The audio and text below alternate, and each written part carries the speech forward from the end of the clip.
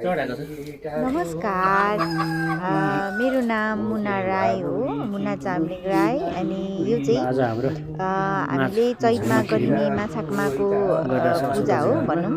पूजा हो। यसमा हुनुहुन्छ मामी अनि मेरो हस्बेन्ड अशोक राई।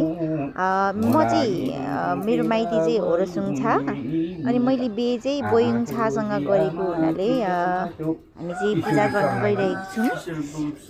अनि यहाँ मामीलाई चाहिँ एकदम मामी चाहिँ अब धामी नै हो भनौँ न, उहाँले धामी हो। अनि हामी धरानमा चाहिँ फेरि खासै धेरै चामलिङ राईहरू हुनुहुन्न, हुन त हुनुहुन्छ तर बोइङ छा चाहिँ खासै धेरै हुनुहुन्न, थोरै छौँ हामी। सब परिवार नै हो हामी, मेरो आफ्नो आफन्त, मेरो आफ्नो नजिकको मान्छेहरू भनौँ न हुनुहुन्छ। अनि मलाई पनि दाइजोमा छ एउटा लुम्बु। अनि सो त्यो चाहिँ मामीले गरिदिनुहुन्छ पूजा, किनकि हेर्नु न मलाई त अहिलेसम्म आफ्नो सामै नै थाहा छैन, त्यही भएर मामीले गरिदिनुहुन्छ सधैँ। मामी भएर एकदम सजिलो भएको छ मलाई।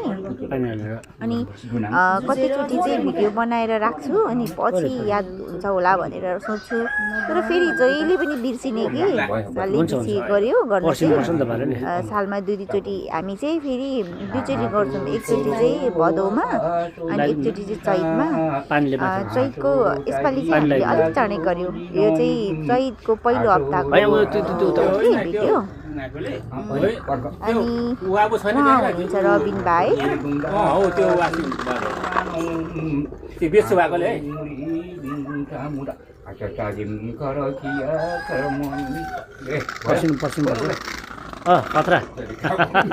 अनि मलाई चाहिँ फेरि के भन्छ खासै धेरै कुराहरू थाहा हुन्न, उहाँलाई चाहिँ कति धेरै कुरा थाहा हुने कि।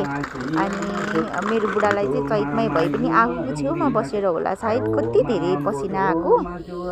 अनि मैले भन्दैछु कति धेरै पसिना आएको तपाईँलाई भनेर, तिते चाहिँ झारिदिनु है, तिते चाहिँ खेर नफालिदिनु भनेर पनि भन्दैछु। अनि रबिन भाइले चाहिँ त्यहाँनिर लगाउँदै हुनुहुन्छ, मजाले तिते निकाल्दै हुनुहुन्छ। हामीलाई चाहिँ फेरि खानुपर्छ कि तिते पनि असाध्यै मनपर्ने। वासिम, फ्लेम्पा, वाडिमा, वाबु, हामीलाई चाहिँ यिनीहरू चाहिँ एकदम धेरै नेसेसरी, एकदम धेरै आवश्यक चिजहरू नै हो। सो हामीले चाहिँ यो माछा चढाउनु पर्ने भएकोले अनि हामीले चाहिँ सिकारी पनि गर्छौँ। सिकारीमा चाहिँ माछा चढाउने भएकोले गर्दाखेरि थोरै समय लाग्यो। अनि त्यसपछि मामीले गरिदिनु, अर्को मामीले सिकारी गरिदिनु हुँदैछ, एकजनाले फलाक्नु हुँदैछ, अर्कोजनाले गर्दै हुनुहुन्छ।